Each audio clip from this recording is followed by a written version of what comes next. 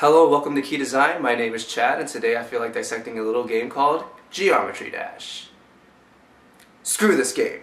Believe it or not, I really don't mean that in a bad way. Like most games in this genre, Geometry Dash just preys on the desire to finish what's been started. Fortunately, this game is available on Steam, so it's nowhere near as frustrating as it would be on a phone. I don't know about you, but I personally prefer the use of buttons rather than...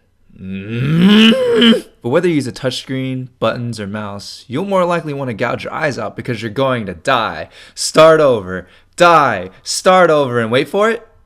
Oh wait, I actually made it that time. I know what you're thinking. Just walk away if you get that frustrated.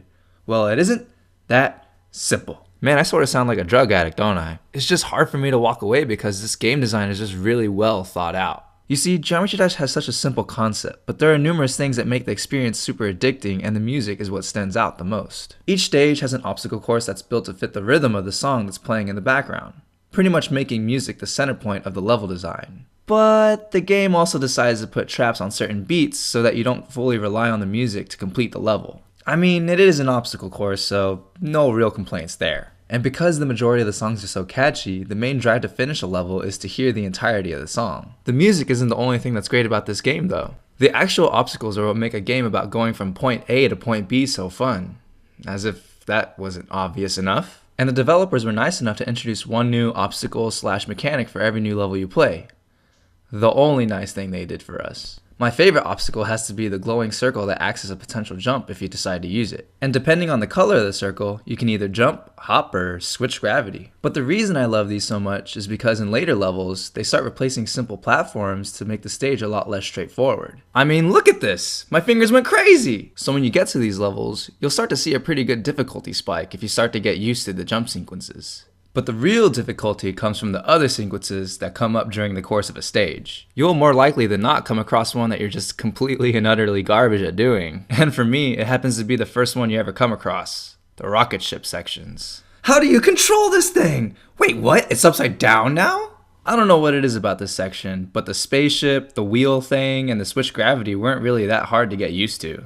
But I think the thing that kills me the most are the transitions, which probably wouldn't even be a problem if I, just did the practice mode. And if you do decide to man mode it like me, you'll probably get caught off guard a lot in the harder levels. This pretty much prevents anyone from being able to beat a stage on their first try, making it the cherry on top for the rage-filled meal this game is. But this rage game aspect could have potentially been the greatest downfall for this game. It's just one of those situations where if you don't work around your main aspect correctly, it could potentially just break down everything that you try to even do. I mean, I love a little bit of a challenge, but this game does take it a little overboard even after doing practice mode many times over. There were so many moments where I wanted to quit, but then this popped up.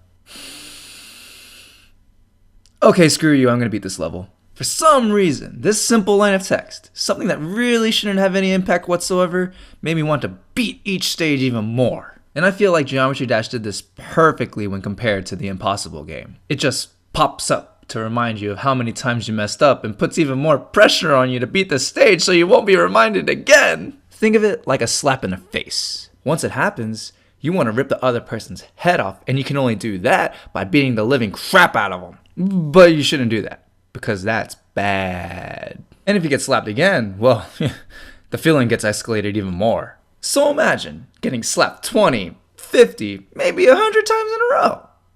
It doesn't feel good. But when you actually finish a stage after all that torment, there is no better feeling in the world. This use of the text is so much more effective than the Impossible game's implementation. The Impossible game just has the text posted on the screen for the entirety of the stage, and I personally don't like it when things take up screen real estate unless completely necessary. Geometry Dash just proves that you don't need the attempt text to be up there the entire time to effectively attack the player's psyche. This in turn helps put more focus on the stage itself because there aren't any potential distractions if your eyes do wander around a little bit. And in a game like this, it is definitely a lot better to have less distractions.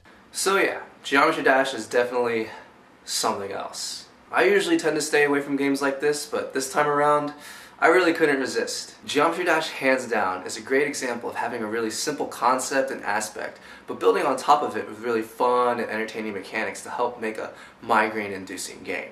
But that's all I have to say, and I'll see y'all later.